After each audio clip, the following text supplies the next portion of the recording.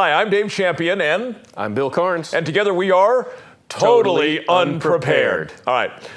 We may break from our usual format today because Bill and I have been talking about the events that took place in Paris several hours ahead of us here in the United States, where a couple of gunmen opened fire on within the office of a satirical newspaper, also out front, having killed 2 police officers and 10 staff of the newspaper. And Bill and I believe that there's a whole lot. It's more complex than it appears on the surface. And so, Bill, why don't you lead off and we'll get into this whole big, ugly morass. First, so you understand, we're recording this show. Today is the 7th. It's airing on the 8th. So by the time you see this, a lot of stuff may have come out about this. So it's very, very fresh. It's just a few hours old, about 8 hours at this point. Yes. So what we have is we have a newspaper that's published a number of various cartoons and other things depicting Muhammad, the prophet of Islam, violating Islamic law. And some of those things are within Islamic law, oftentimes punishable by death. And the accounts that we're getting is the accounts that are coming in. We had 3 different men involved in this, 2 brothers that were in their 30s. Somebody was 18 years old. They were of Albanian descent.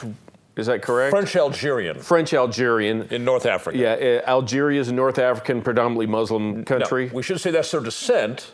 They are French citizens living in Paris. Living in Paris. The two brothers, the 30-something-year-old brothers. Again, trying to get all this sorted out. The 18-year-old that allegedly is involved, they don't have any information on him. They're trying to track him down as we sit here now. As we sit here. And the brothers, allegedly, from French news sources, spent some time earlier this year in Syria. Yes, apparently last summer, according to sources, and of course, you know how sources are in the first day, right? They could be right, they could be wrong.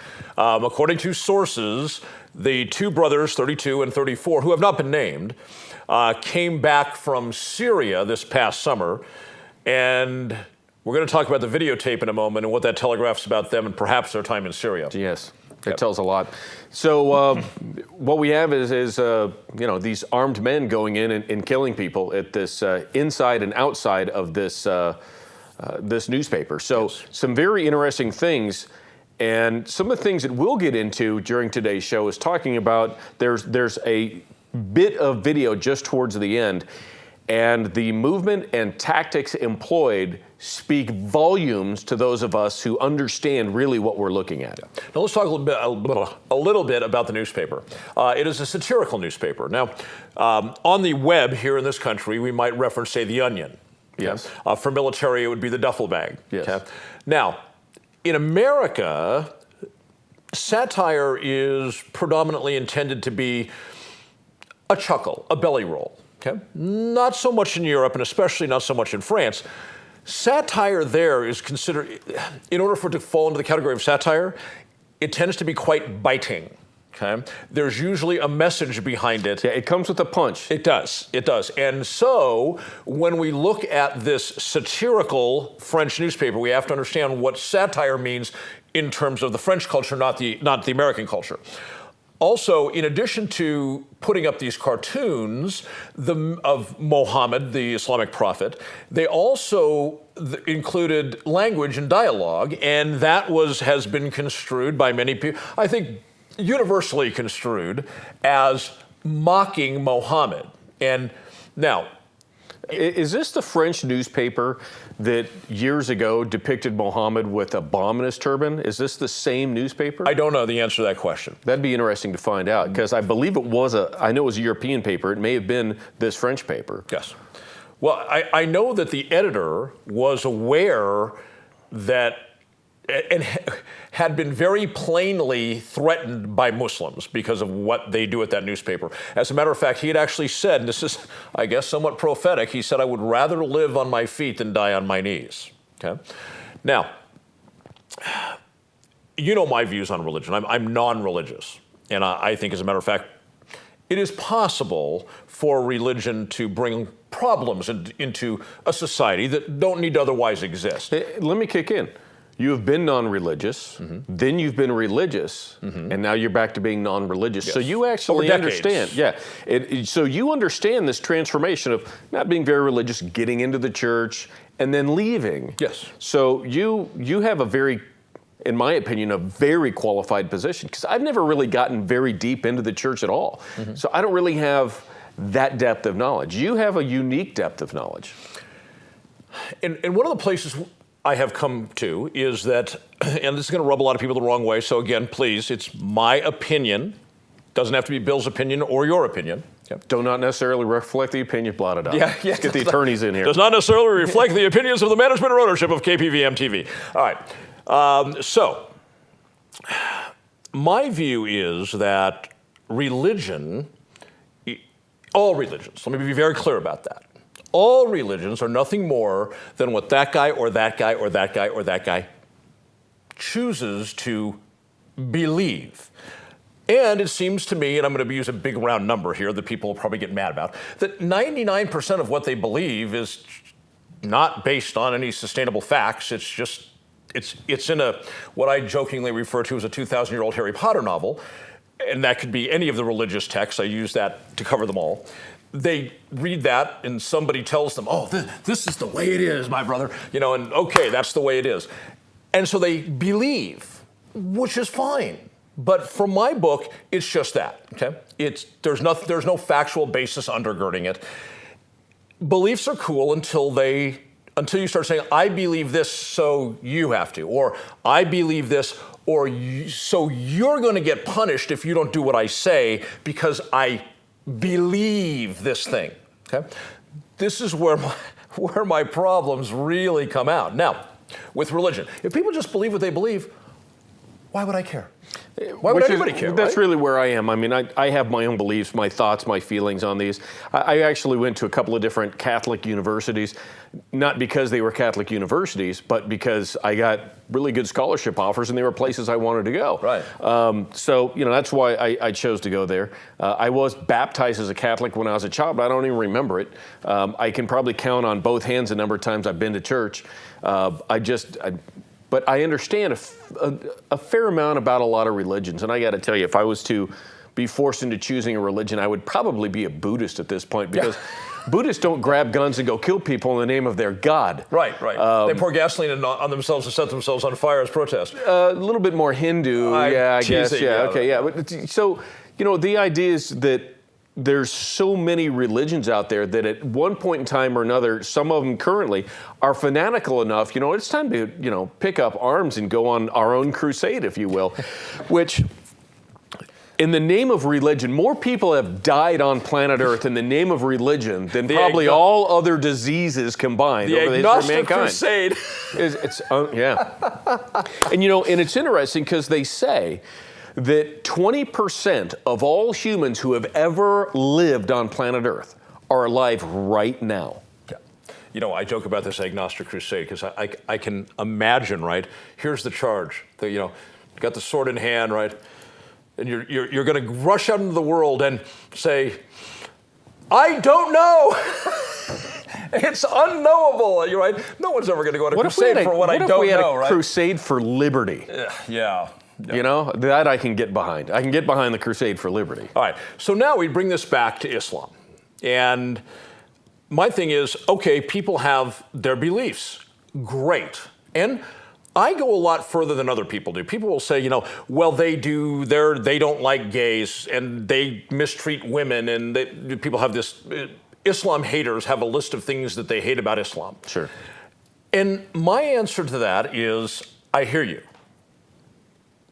And they're doing it in their country on the other side of the world, okay? I don't need to go bleed over that. And I don't have the moral authority to go tell anybody else they should go bleed and die over that, okay? And in my personal opinion, absent a declaration of war, the President of the United States does not have the authority to send American boys over there to bleed and die for that, okay? So, recognizing that Islam does things differently, and also let me qualify, Islam in the Middle East, because Islam in places like Indonesia is I don't say completely different. Is a very different breed. Indonesia, the largest populated Muslim country on the planet.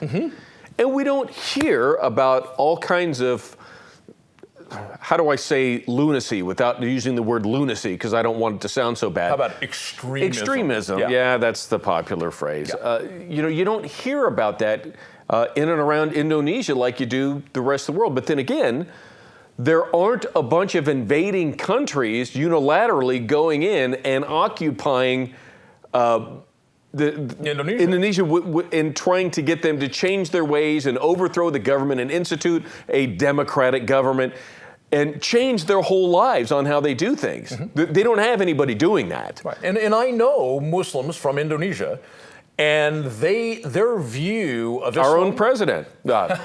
I'm just saying. Their view of Islam is significantly different than, say, somebody who comes out of Egypt or Saudi Arabia. Okay? So even within this big category of Islam, there is almost like Christianity in the sense that there's a million different views. Oh yeah, you got Catholics and Lutherans and just there's 100. And you've got the Shiites, and then you've got the Sunnis, and then there's an offshoot of the Sunnis called the Druze, and so they have their own flavors, right? And the bottom line is when we talk about all the Muslims in the world, they're 23% of the world's population, 1.6 billion human beings. By percentage, the largest percentage of any religion in the world. About 10 or 15 years ago, the Muslim faith, it surpassed the Christianity for being the largest religious sect in the world. It's now Muslim by quite a stretch because Christianity has not yet reached 20%, 18, 19%. And Islam is also the fastest growing religion on the planet. Okay.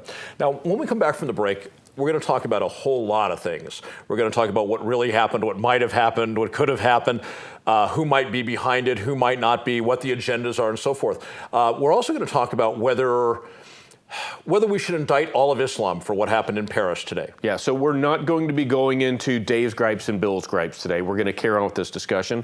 We'll be back right after these words.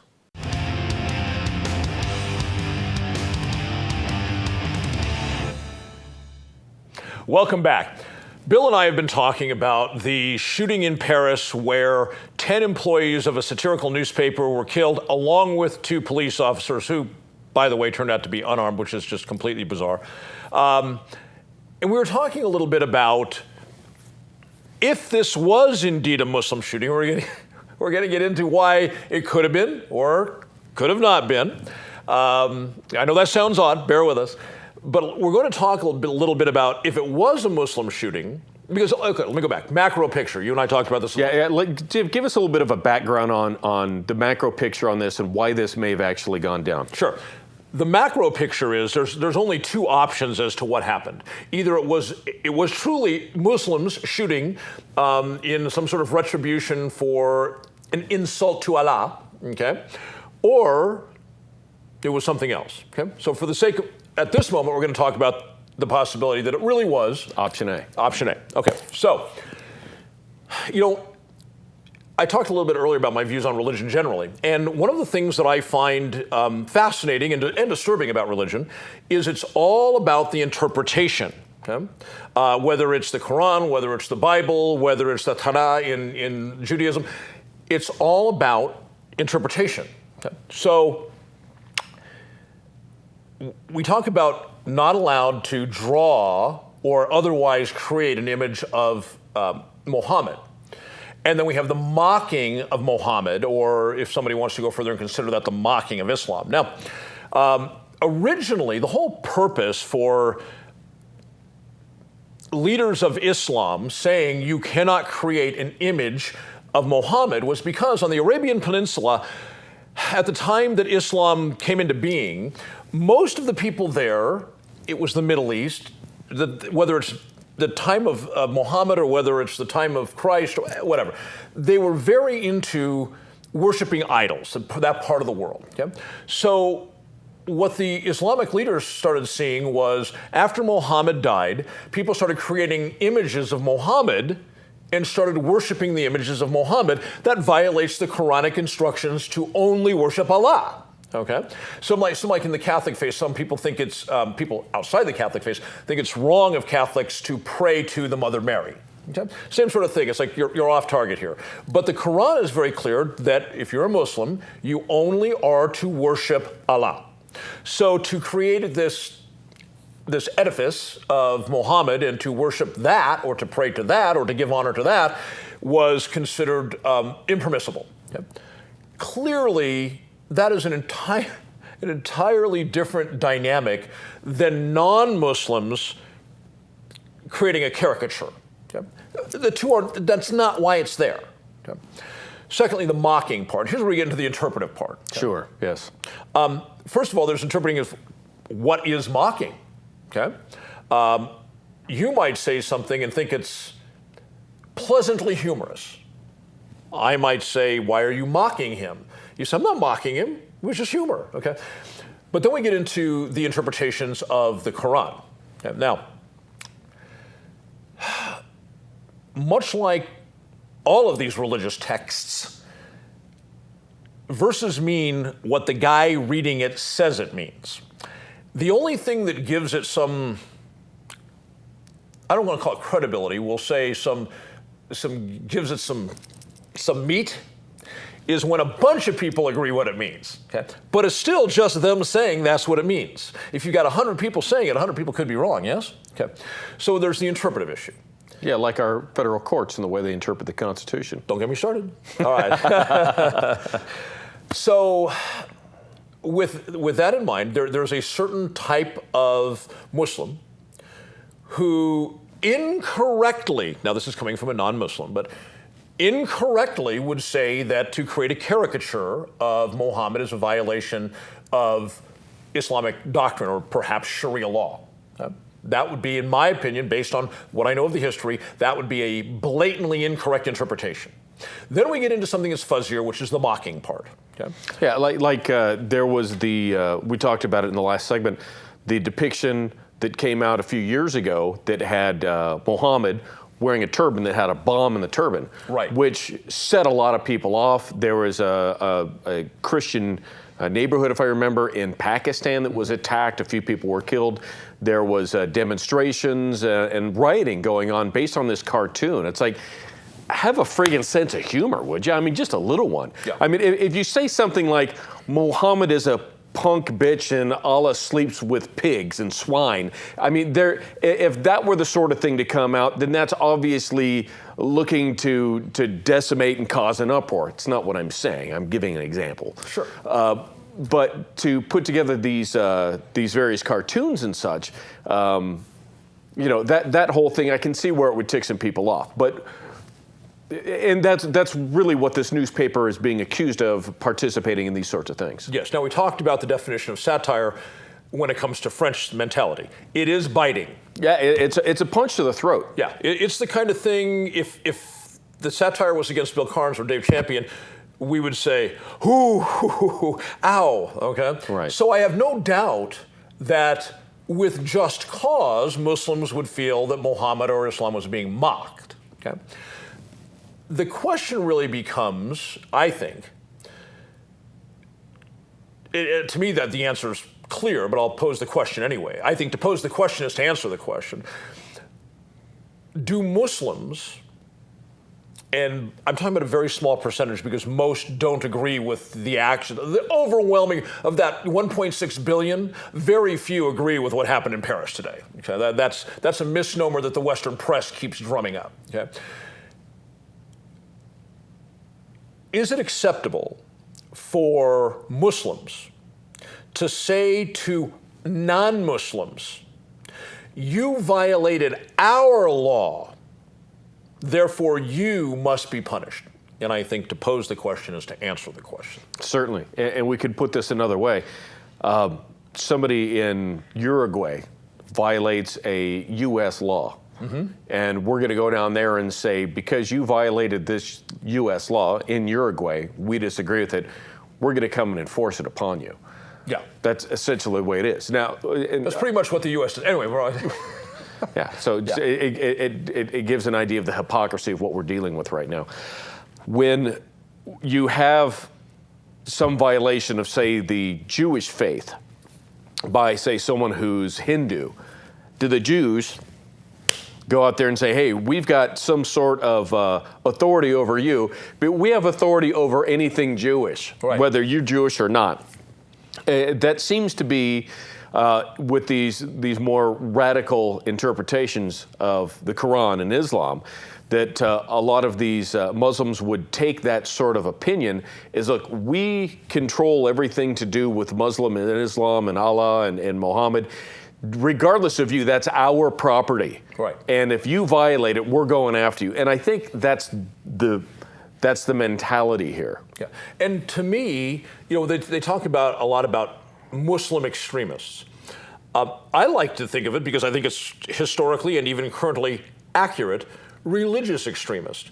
I have had self-identified, Bible-thumping Christians look me in the eye and tell me that if America was following God's law, we would be executing in the street all the fags. Yep.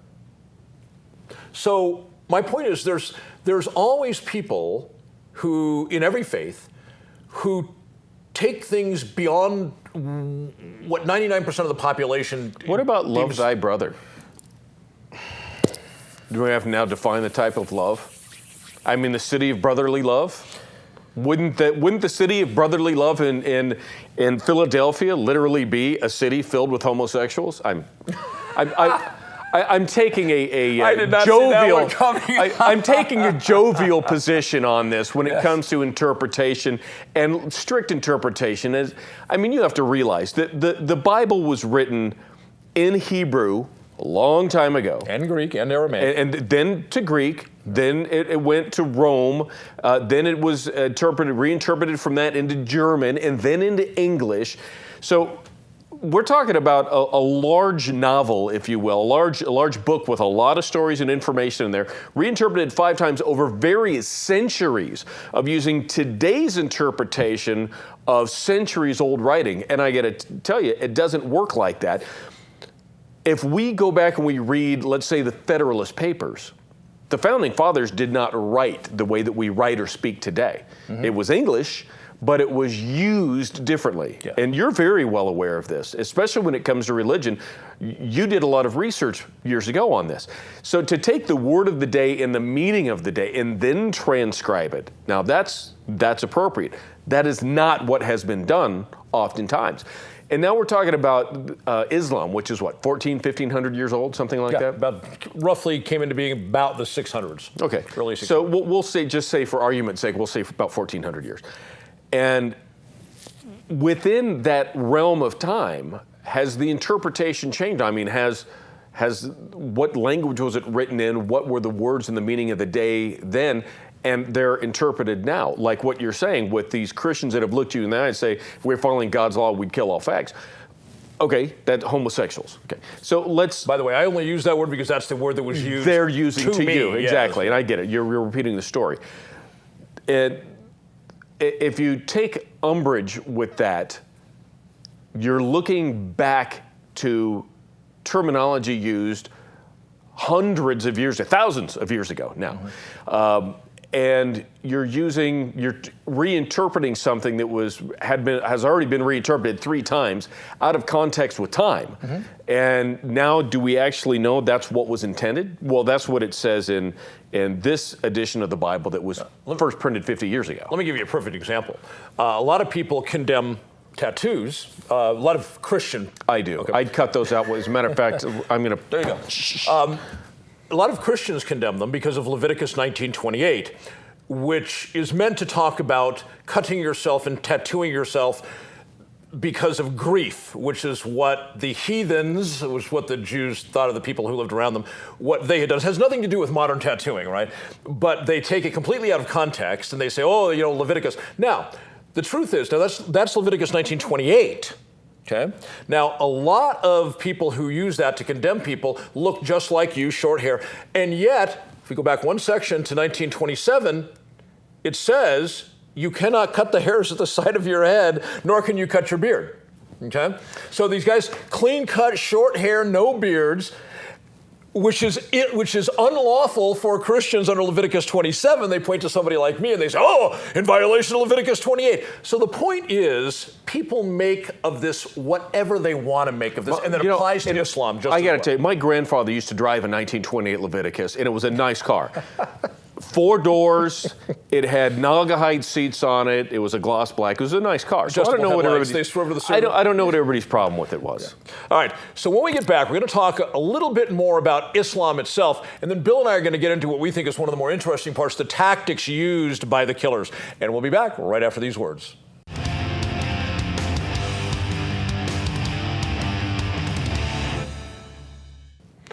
And welcome back. What we're going to do now is we're going to get into talking about some of the tactics. There was a video made, Dave, towards the end of this attack that was from an upper office building, probably about 2 or 3 floors up, 3 or 4 floors up, that shows these guys on the street around their car making some movement and doing some things. And what they did in this short video, hand film video, probably a cell phone or something, what we saw in there, if this is the authentic video, tells a lot about the tactics, training, mode, mindset, and really the calm, cool, and collected heads of the execution of this operation, which is what it was. Yes. So, Dave, this was not amateur hour. No, not at all. And that was the first thing that struck me when I watched the video. There's a good friend of mine, Steve Reichert. You know Steve. Yeah. He's been the subject of 2 different documentaries. He was a Marine Corps Special Forces sniper. Yeah, he was a Marine Corps Scout sniper, did a tour in Iraq, and he has some good stories and some good experiences. And he posted that video. Yes. And so I saw it this morning. And the first thing that I noticed when I watched the video, having sort of been there, done that environment, was that these guys are not amateurs at all. No. And what amateurs tend to do when they operate, it was 2 guys. Okay? What amateurs tend to do when they operate in pairs, you know this, is they won't leave one another because they're both very insecure. They've not done this before. So what happens is they end up sticking together very much, and that's not what we saw in this video. What we saw in this video was each of them supporting one another, but continuing to act as a team, even though at times they were as much as, say, 30, 40 yards apart. And their physical demeanor was very relaxed. I mean, obviously they were in the fight, very clear about that. They were amped up, very clear about that. But their motions were very smooth. For instance, they shot an unarmed Paris police officer from, what would you say, 40 yards out, 30 yards out? Yeah, something like that. Okay. It wasn't too awful far, certainly an easy rifle shot. Right. And then he ran over, he being the shooter. Not really ran, he just jogged. He jogged, and it was a very calm, cool pace, nothing that would get his heart rate too out of line so that you couldn't operate later. I mean, there's an operational pace to every operation. Absolutely. Some are faster, some are slower. These guys are in an open street. They have an objective. And that objective is a flowing deal. I mean, there's a lot of things that flow. You have an overall objective, but you have to meet smaller objectives, and some come and go, some just pop up. And the objective ended up being, okay, we got one shot on this cop, he's shot somewhere in the midsection, he's down, he's out of the fight, but they want him to be finished. Yes. So in order to get to him, he takes an operational pace. And hits him on the move. Yeah. I mean, it was this far away. Almost like an airborne shuffle for those people who might have been through. And what happens to an amateur? Right. They run right up there, boom, and then run right back. And an amateur would, if you've ever seen somebody shoot somebody else premeditatively for the first time, unless they are a complete psychopath, it's not something that's done easily in flow of action, okay? They have to stop, focus, decide, press. Okay. And then oftentimes there's a delay afterwards because it's the shock. Of I didn't know what to expect. Right. This guy, he loped over there. Okay. He loped over there, and while in mid-lope, pressed the trigger and just kept loping. Yeah, gave him a quick glance, pressed the trigger, kept moving, and then didn't just stop and turn around, literally did a little bit of a loop, finished searching his AO, his area of operation, checked his AO, and then moved back as the other guy, they're back to back and covering their own areas. Everything in the middle they had already cleared. Yeah. Let me just for the camera, everything in the middle they'd already cleared. So one's facing this way, one's facing that way. As soon as this guy gets up here, turns back around, he's now clearing it for this guy to come back, turns back around, clearing the area behind him. I mean, these guys knew what they were doing. This is not something that you just comes about. I mean, this comes from training from a historical standpoint of how to operate. Yes. This is good Syrian training. And I noticed that one of them, it's clear that the one that was loping seemed to be in the leadership role. Okay, he was making the moves, he was engaging, he was the one that looped over and executed the officer. And the other one was basically his cover. He was keeping all of the perimeter under observation. And I noticed that when the shooter made his loop around, he's looking out here, and then he starts heading back up the street. The other guy, the one who's covering him, continues to, as this one's now beating feet down there, he's looking down the street, and if you watch, he's got his rifle ever so comfortably cradled here in his arms above his vest, okay? And he's looking for a target. If he'd seen a target, he would have come off the vest, okay? This kind of very relaxed demeanor with your rifle while you're looking for a target is not the trait of an amateur, it's a trait of a professional. And there's something else, Dave. You and I have discussed this before.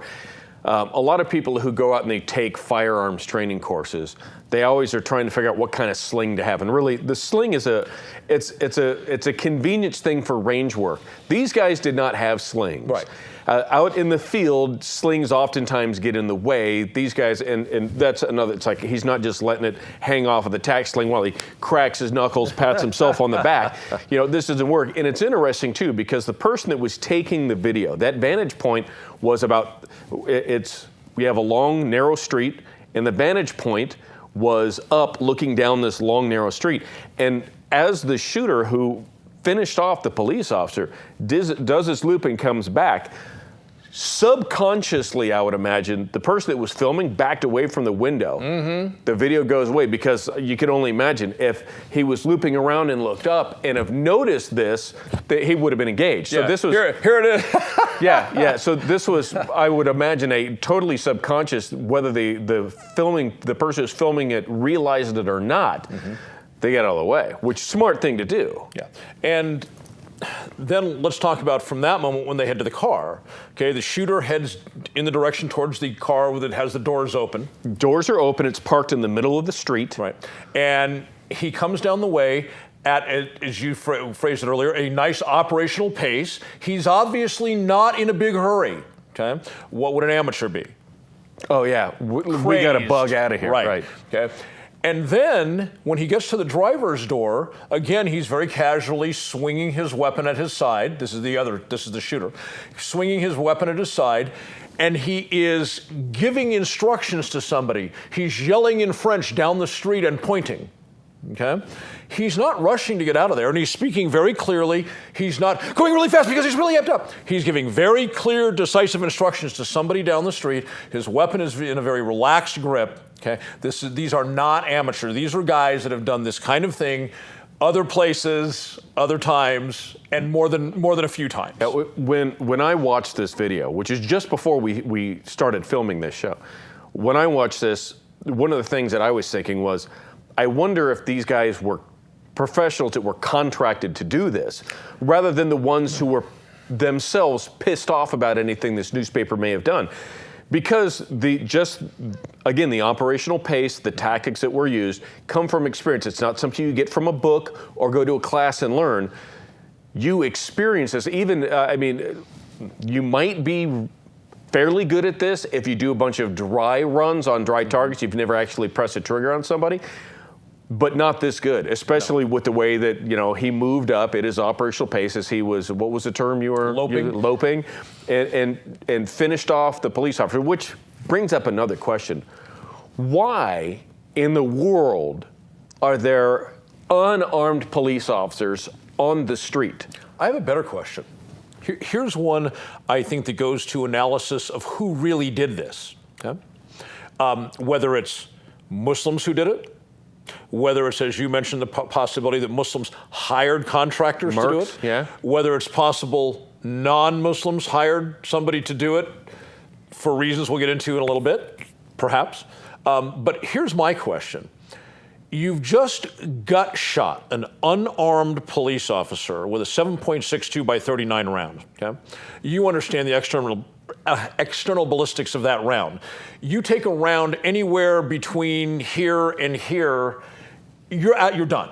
You are done. You're not fighting anymore. Correct. It might be an inevitable survivable wound, right, but not without modern Western medicine getting in there and taking care of it. And you're certainly not going to get up as an unarmed person and take the fight to the guy who just shot you with a combat rifle. Okay? No, and not with a 380 caliber handgun, even if the cop had it. Correct. Yeah, you forget that noise. So, but here's my question. Okay. We talked about clearly these guys are pros, at least in the sense that they've done it many times before or something like it. So what do we know about professionals? Professionals don't kill unless there's a reason to kill. Professionals will shoot you. If you're there, press.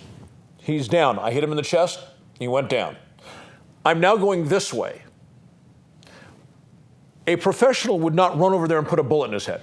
And just so you know, let's take out the argument, well, maybe they were doing it because the cop could have identified them and they're trained in picking up. These guys were blacked out, hooded, everything. Yeah. The argument for he could have identified them doesn't really exist in this case. I mean, that's not there. So he took the time to run over and, as we pointed out, very casually as he eloped by, press. I mean, he didn't even spend a quarter of a second on it. Yeah, I think it was a one-handed shot, if I remember. So that behavior tells me that while they are professionals in terms of having done this before and they know how to do it, they have no question marks in their mind, they're very calmly executing their plan, they're very self-assured about it. We know they've been there, done that before. We have to ask then why they deviated from their plan, which was to get back in the car and drive away. They deviated from their plan to take the extra time to run over and execute somebody who was no longer a threat to them. Well, and I'll give you my, we've got a little over a minute before the break. I'll give you my 2 cents on this. This was by definition an act of terrorism because terrorism is designed to change the political landscape, if you will. An attack on civilians to change the political picture. Yes. Yeah. And to include a target of opportunity, say a police officer in that, is a big bonus. Yes. In the scheme of things. And they've already killed 10 people. Once you kill one, everybody else is free, as you well know. Yeah. That's just kind of the mantra in this. If you kill one person, everybody else is free. They've killed 10. And already gotten one officer. If they get another one, injuring that officer doesn't help serve their cause because 11 deaths don't speak as loud as 12 deaths in the aftermath of this. Could be. Clearly, I think, the choice, instead of getting in the car and driving away after I've gut shot him, the choice to take the extra time to run over there, lope past him, casually put a bullet in his head and lope back to the car and leave, there was a message. Absolutely. And we'll be back.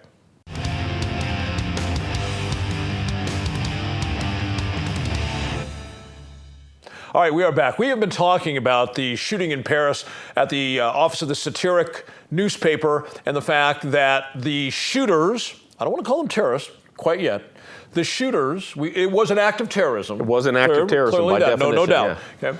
But the shooters killed 10 members of the newspaper, including the editor, a police officer, ironically assigned as the bodyguard to the editor, and another police, unarmed bodyguard. What's up with that? And the unarmed police officer out on the street. Now, I said a bit ago that the macro picture is either this is what it looks like, okay, the plain, obvious interpretation. Some Muslims were pissed. They picked up some guns. They've been to Syria. They had some skills. They said, hey, let's avenge Allah. And they dressed up in black and they went and did what we have seen. Okay. Tactical burqas. So That's the plain and obvious interpretation of this. And it may very well be exactly what happened. Okay? Now, my thought is, though, I notice, especially when it comes to governments and intelligence services, things are not always as they seem. For instance, 9/11. I tell my audience on my show all the time, if you still think that 19 guys with towels on their head committed 9/11, you are an idiot and you're too stupid for me to even have another conversation with you on that subject about. Sorry, that's just the way it is. The facts are so, the situation is replete with so many facts to even argue with somebody who still believes that is like arguing with a knucklehead. Let's take something that we have government historical documentation on. Sure. The Gulf of Tonkin. Okay, that started the Vietnam War. Well, we now have proof that was declassified, 15 years ago, 20 years ago, that shows the Gulf of Tonkin, the firing, it never happened. Right, the North Vietnamese patrol boat did not fire. It never happened. There was never any armed engagement whatsoever. They're now saying, well, it was misinterpreted radar images, which is, I think, is an afterthought for excuses.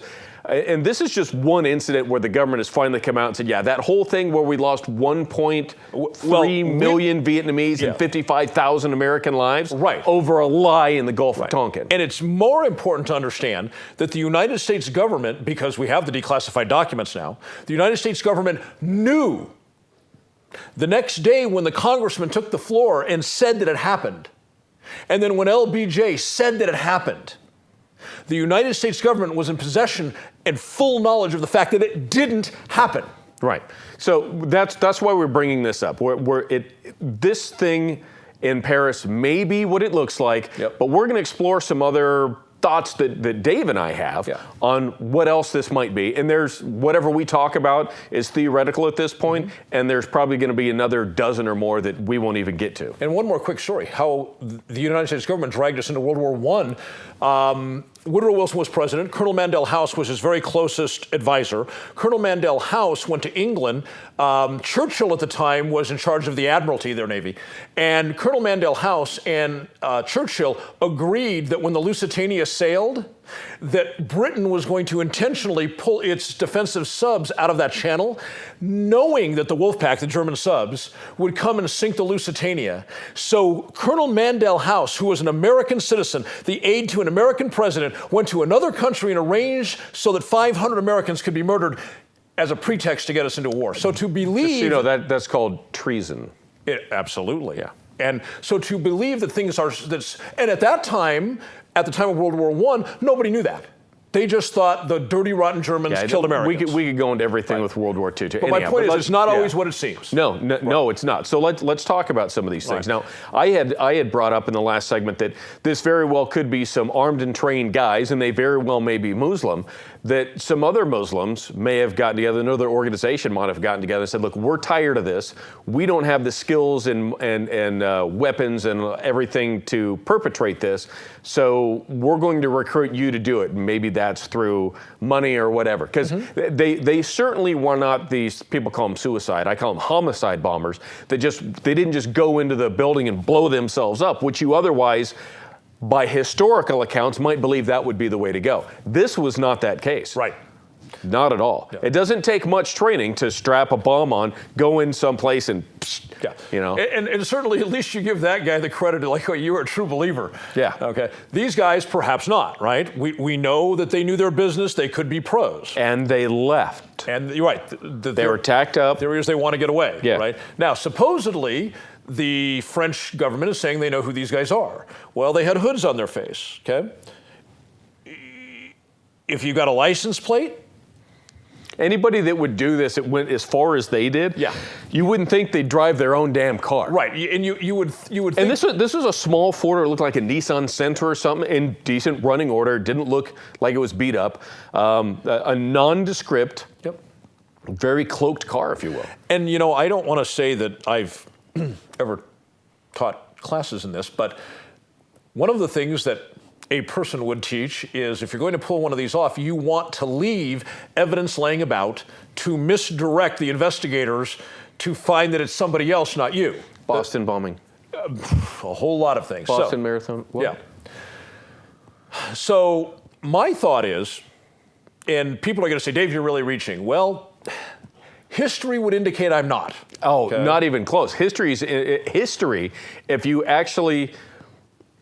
have enough brain power to take out what information you're going to read on Facebook and hear in sound bites and actually look into it yourself, you're about to lay out, by historical accounts, which history is the best prediction of the future, most likely what went down. Yeah. There are a lot of areas of the world, in the Middle East and in Africa, that the United States wants to control. You are aware that Africa is the next big contentious spot. Even though most Americans aren't aware, in a sense, we're already at war down there. Mostly northern Africa and western Africa. Correct, but it's going to spread because there's all sorts of minerals and other resources that we want out of the continent of Africa. But a lot of those areas that we want are either currently they have a very high Muslim population, or they're utterly controlled by Muslims, or the United States government predicts in the next 10, 15 years they're going to be. Because, again, Islam is the fastest spreading religion in the world. We want to control those. The Islamic answer to when the United States, corporations with the United States military right back here as the threatening dog, when these corporations have gone into these various places, the Muslim response has typically been, get out. We're not in. What you're offering, we don't want.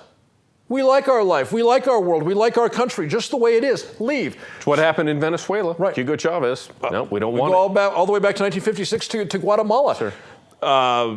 Cuba. I'm trying to remember the name of the food company that the CIA whacked the Guatemalan president so that a giant U.S. food company could get the land it wanted in Guatemala. We went and murdered the president of the country. Now,